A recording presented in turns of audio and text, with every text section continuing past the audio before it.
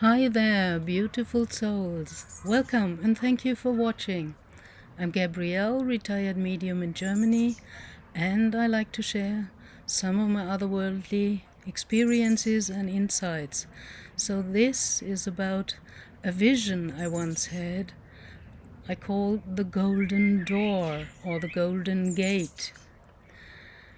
You know, in my wild youth, when I was a student, we quite often hang around as friends and went to parties, and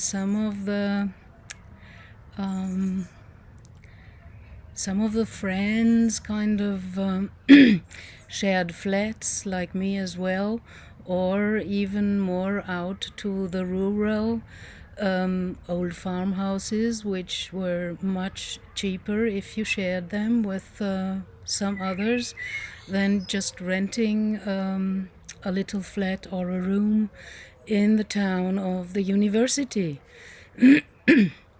So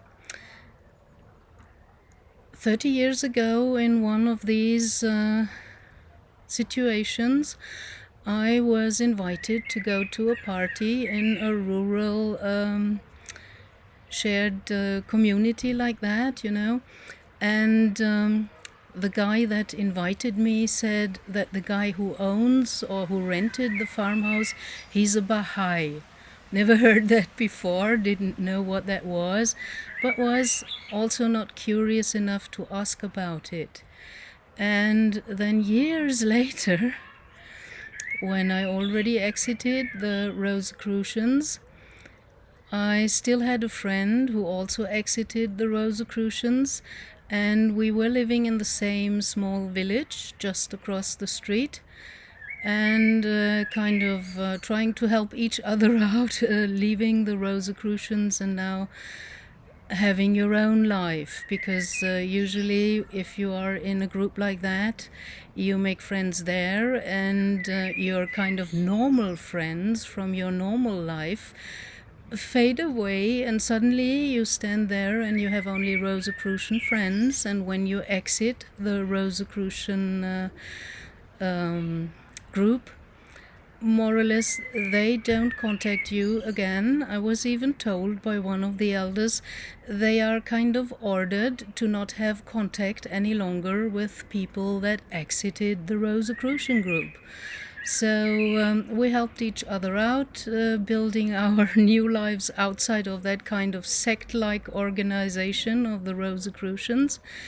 And he mentioned to me that quite close to where we live, there is a special building called the Bahai Temple. There was the word again.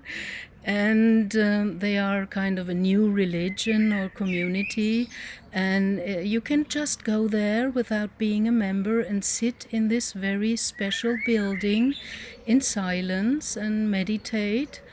And the building was kind of dome-shaped or egg-like, so it probably has wonderful acoustics. I would love to tone in there, but probably I'm not allowed.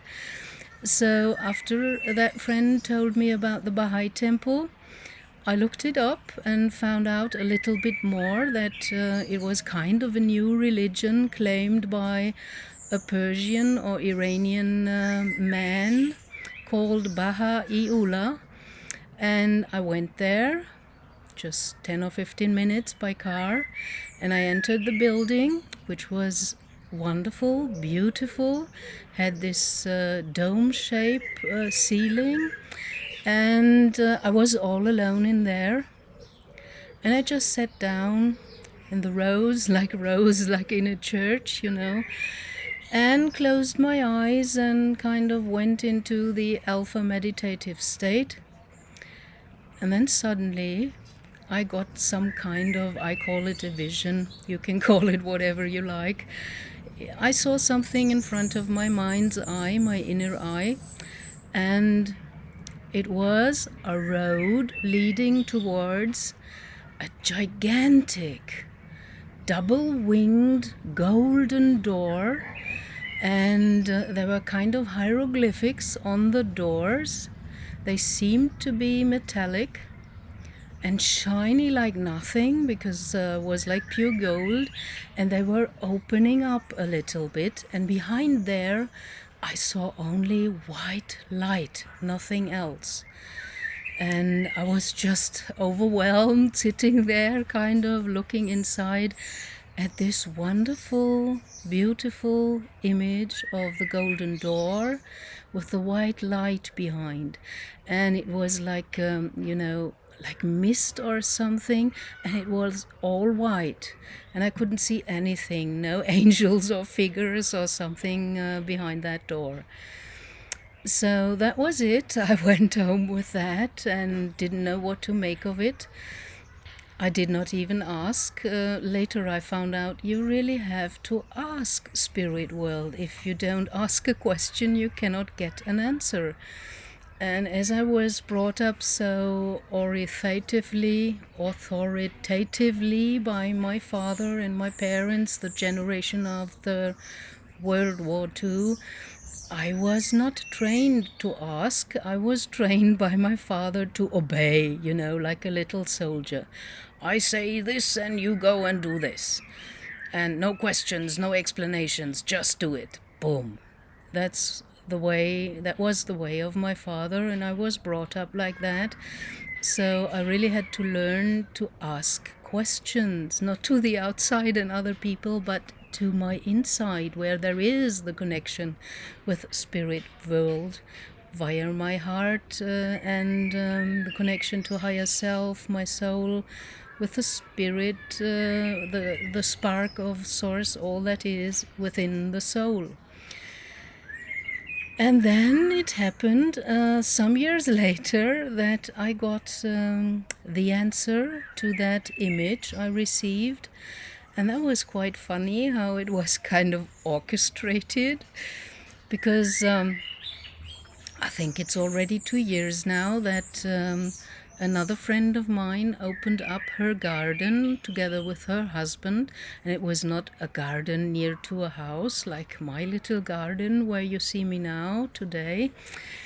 It was a little terrain outside of the village and full of apple trees, and they wanted to grow their own food there and vegetables and stuff like that. So it was a nice location to invite some people to come together, and I could even bring my drums and not be afraid to disturb anyone, because drumming can be quite loud, and I don't dare to do it in my flat because I don't want to disturb my neighbors. Although one of my neighbors once came and said, "Oh, I like it when you drum." And I thought they would all go like, "Ah, that's horrible and noisy." Although all the others make noise all the day, all time, with electronics or leaf blowers and stuff like that. So some music or drumming is even nicer than all the noise humans make. So we came together there with some friends on Sundays in the afternoon, and I brought my shruti box, and we toned together, and then went into some kind of free improvisation. And there was a guy whom I found very drawn to. He was very sympathetic just at the first glance. An older man with grey hair, and it happened after a few times on these Sunday musical afternoons that I sat close to him, and we started to talk. And he revealed that he was Persian from Iran, and he married this German wife, and he lived in Germany.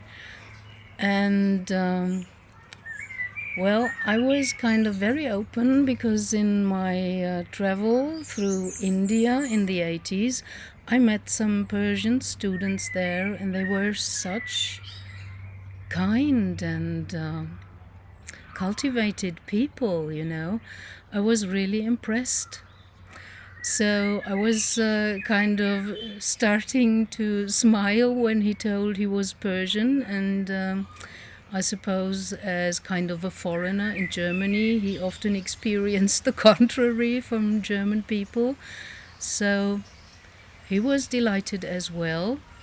And in the course of our conversation, I suddenly, I don't know why, I started telling him my experience at the Bahai temple in the near village to where I live.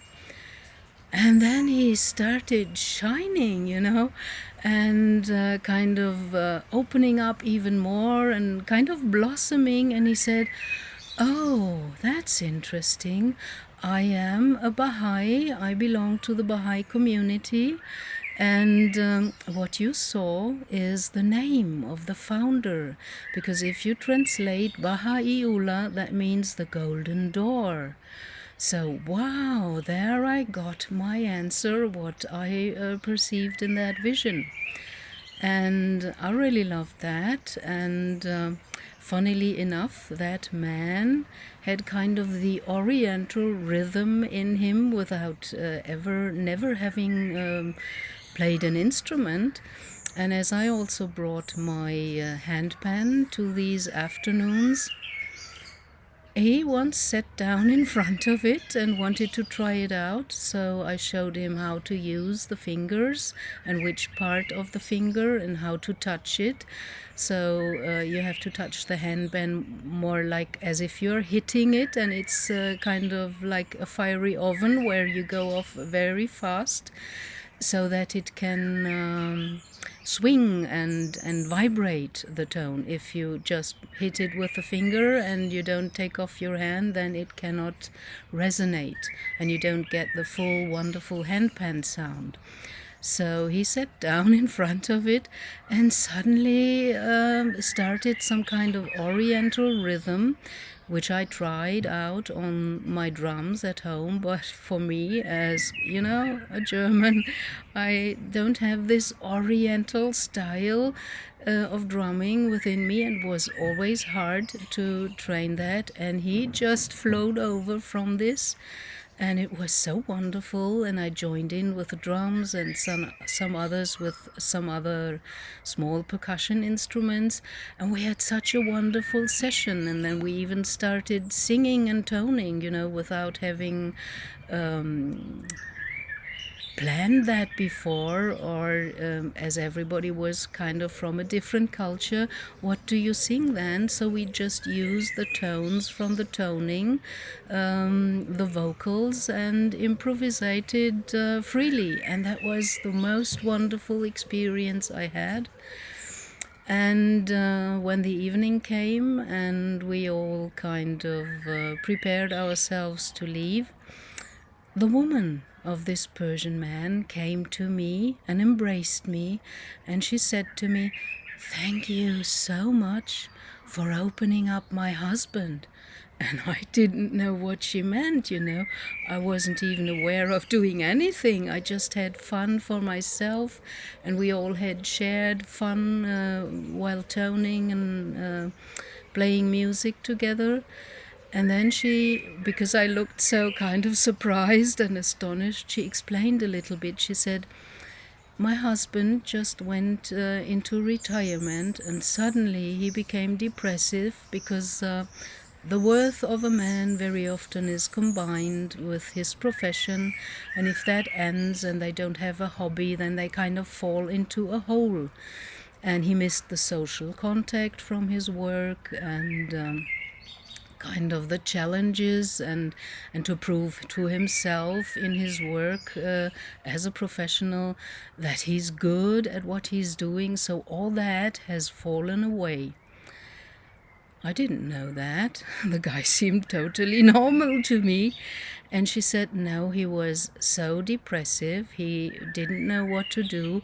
And I never saw him laughing and blossoming up like in this wonderful afternoon with you. And he even started kind of shining light out from his eyes. So I thank you dearly for what you did. And I said, I didn't do anything, but okay, I'm fine with the result. I'm happy that he's happy again. And yeah, that was that. That's what I wanted to share with you today. Thank you very much for watching. Blessings, love, and light, as always, to you beautiful souls on your soul path. Bye.